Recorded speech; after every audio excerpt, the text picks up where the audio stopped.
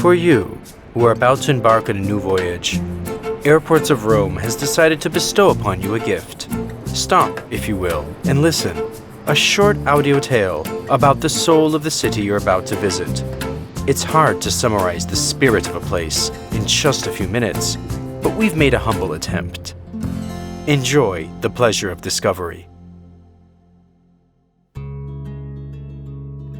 Palma de Mallorca. The soul of Palma de Mallorca is in the memory of its roots, set deep underground, in the shadow of the masses of tourists. Only a century ago, everything revolved around farming here, and change was looked upon with suspicion. The people of this land were used to living far removed from the rest of the world.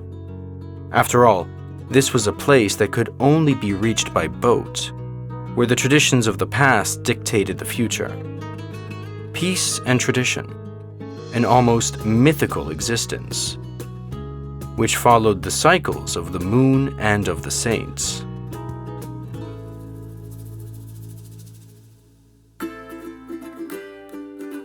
Care for plantations for peppers, potatoes, and tomatoes. Today, one slice of that land facing the sea is worth millions. Today, Palma lives off its sea, but until recently, the people here shunned it, especially since the sea would bring strangers, and all strangers were looked upon with suspicion. Mallorca only gradually started to open up when the artist arrived in El Terreno to the north of the island. Figures such as Gertrude Stein, Errol Flynn, and Charlie Chaplin. The eldest Mallorcans can still recall when the first wealthy foreigners arrived, and they lied down on the sand in their bikinis. The young girls of the place soon pleaded the local priest for permission to do the same, to at least be allowed to swim in the sea with their full-body bathing suits. Up until then, the sea had been seen as a dangerous place, home to fearsome monsters, and to sinful practices, of course. Starting from the end of the 50s, however, the image of Mallorca started to change. No longer bucolic postcards, but landscapes, hotels, and stores. A new image, a new identity, closer to the culture of southern Spain, to that of the corrida and the flamenco. Today, the island's attitude towards its tourists has changed completely, of course.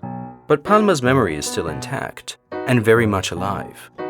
Walking through the center, you'll soon notice that many of the small stores and workshops have belonged to the same family for generations.